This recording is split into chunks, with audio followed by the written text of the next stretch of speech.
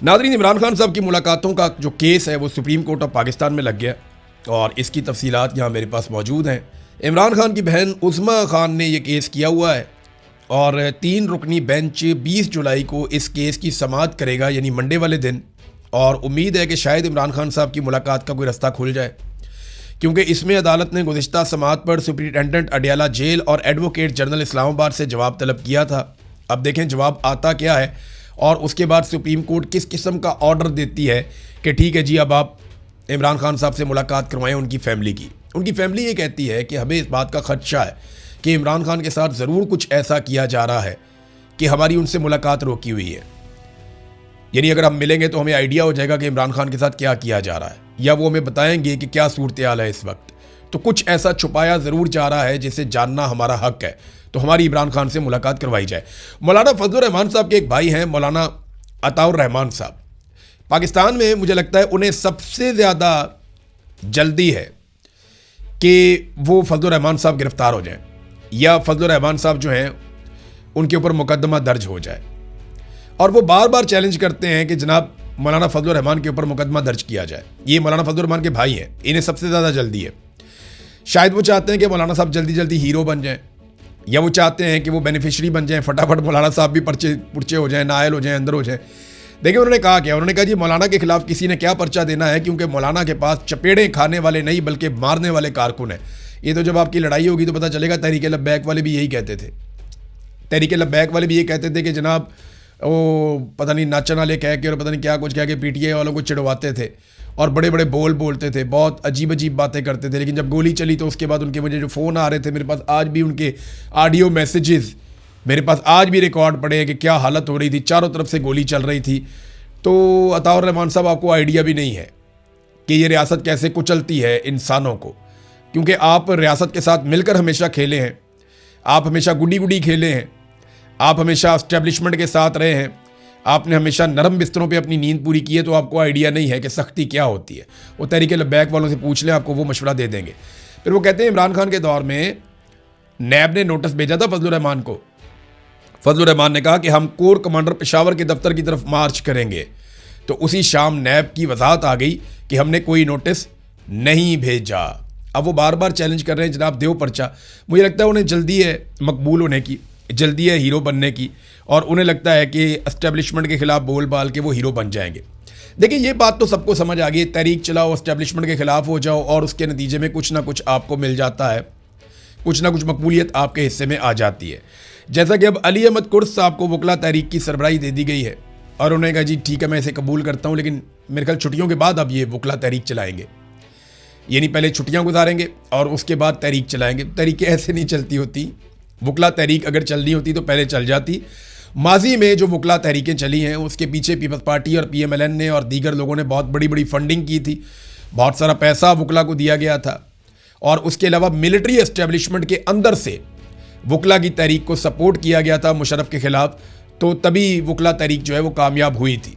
अगर वकला तहरीक के पीछे एस्टेब्लिशमेंट या आलमी एस्टेब्लिशमेंट या पैसा खड़ा हुआ ना होता तो वकला तहरीक कभी भी कामयाब ना होती। ये वकीलों ने खुद से कभी कोई तहरीक बना के कामयाब नहीं की, मैंने तो नहीं देखी। मैंने तो एक ही बड़ी तहरीक देखी है, उस तहरीक के अंदर इन्हें एस्टेब्लिशमेंट की भी हमायत थी, सियासी जमातों की भी हमायत थी और खुली फंडिंग थी। तो आप देखते हैं कि बगैर फंडिंग के और बगैर एस्टेब्लिशमेंट की हमायत के पाकिस्तान के वकला कैसे खड़े होते हैं। जो खड़े होते हैं वो जेल चले जाते हैं। इंतज़ार पंजूथा देखे उन्होंने जबरी तौर पर लापता कर दिया था।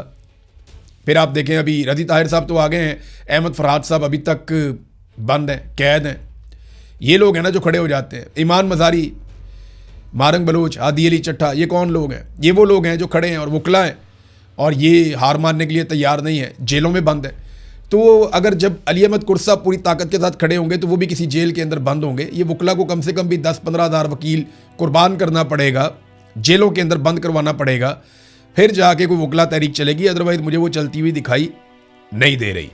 नाज़रीन, कश्मीरियों ने अपनी लिस्टें जारी कर दी हैं, जॉइंट अवामी एक्शन कमेटी ने। ये काम वैसे पाकिस्तान तहरीक इंसाफ को भी करना चाहिए था, आज तक नहीं कर पाई। इतनी बड़ी पॉलिटिकल पार्टी है कि हमारे कौन कौन लोग शहीद हुए, किस तरह का डाटा आना चाहिए। डाटा देखें उन्होंने कैसे ज़बरदस्त तरीके से, जो जॉइंट अवामी एक्शन कमेटी है उन्होंने 42 शोधा का डाटा जारी किया अपने, और इसी दौरान में सब कुछ हुआ।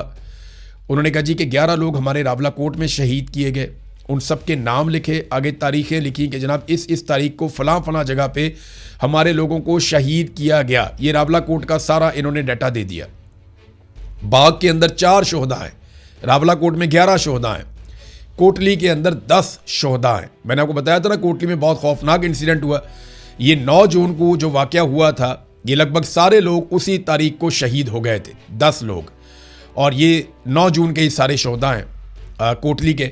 उसके बाद मीरपुर, यहाँ पे भी 4 लोग शहीद हुए हैं, पुलंदरी में 4 लोग शहीद हुए हैं, और हल्का बलोच यहाँ पे 9 लोग शहीद हुए, और ये हाल ही में शहीद हुए।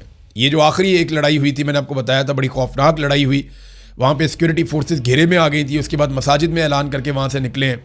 तो ये 14 जुलाई का वाक़या था। तो यहाँ पे भी 9 लोग शहीद हुए। तो टोटल उन्होंने जो नाम बताए हैं, 42 अफराद के बाकायदा नाम जारी किए गए हैं कि ये लोग हमारे शहीद हो गए।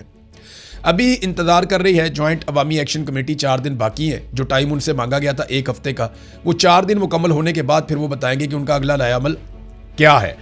नाज़रीन, पाकिस्तान में ये जो एक नया खेल खेला गया है ना पेट्रोलियम मसनूआत के हवाले से, कि जी हम अब रोज़ाना की बुनियाद के ऊपर इसकी कीमत बढ़ाएंगे, तो इस फार्मूले के पीछे असल बात क्या है वो मुझे एक सोर्स ने बताई। उन्होंने कहा जी असल में हो ये रहा था कि इकट्ठी 15 रुपये 20 रुपये कीमत बढ़ानी पड़नी थी हमें, 30 रुपये 50 रुपये भी बढ़ानी पड़ सकती है हमें। तो जब इकट्ठी कीमत बढ़ाते हैं ना, तो उससे आवाम के अंदर बड़ा नेगेटिव इम्पैक्ट जाता है, फिर कम हम कर नहीं पाते, क्योंकि पाकिस्तान में आसान तरीका ये नज़र आ गया है कि आप लोगों की जेबें काटें पेट्रोल में से, और वो जो जेबें आप काटें उससे आप अपना जो शॉर्टफॉल है उसे कवर करने की कोशिश करें, लेकिन वो हो नहीं रहा। अब मामला ये है कि ये रोज़ाना की बुनियाद पे जब करेंगे ना, तो 2, 3, 4 रुपये बढ़ा लिया करेंगे, 2 रुपये बढ़ा लिया, 3 रुपये बढ़ा लिया, 4 रुपये बढ़ा लिया। तो जब आप 2 हफ्ते के बाद उसको मल्टीप्लाई करेंगे तो आपको पता चलेगा कि 2 हफ्ते में लगभग 30 रुपये 40 रुपये 50 रुपये पेट्रोल की कीमत बढ़ गई है। लेकिन क्योंकि वो रोज़ाना 2-3 रुपये करके बढ़ी होगी, तो किसी को महसूस भी नहीं होगा। तो ये है जनाब नया फार्मूला कि गैर महसूस तरीके से पेट्रोलियम मसनूआत की कीमतों में इजाफा किया जाए, और कभी भी ये खबर ना चले। तो हम एक और काम करते हैं ना, जितनी कीमत बढ़ेगी हम 10 दिन के बाद इकट्ठा रिपोर्ट कर देंगे कि जनाब पिछले 10 दिनों में पेट्रोलियम मसनूआत की कीमतें इतनी बढ़ गई, पिछले 1 हफ्ते में पेट्रोलियम मसनूआत की कीमतें इतनी बढ़ गई। तो खबर इस तरह दे लेंगे। ये हुकूमत जो मर्जी कर ले, इनके पास सोशल मीडिया का कोई तोड़ नहीं है।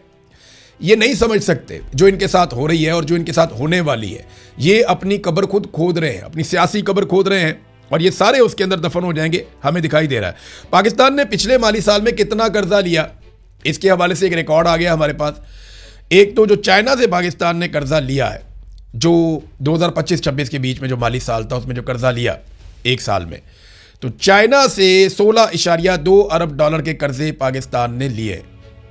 अब ये इसमें रीशेड्यूल भी है, और 1.7 अरब की रीफाइनेंसिंग भी है, और पाकिस्तान ने 16.2 अरब डॉलर के बैरूनी कर्जे हासिल किए हैं गुज़िश्ता 1 साल के अंदर। अब आप अंदाज़ा कर लें कि इतनी बड़ी मिकदार में जब आप कर्जे हासिल करते हैं तो पाकिस्तान की इकॉनमी कहाँ खड़ी होगी।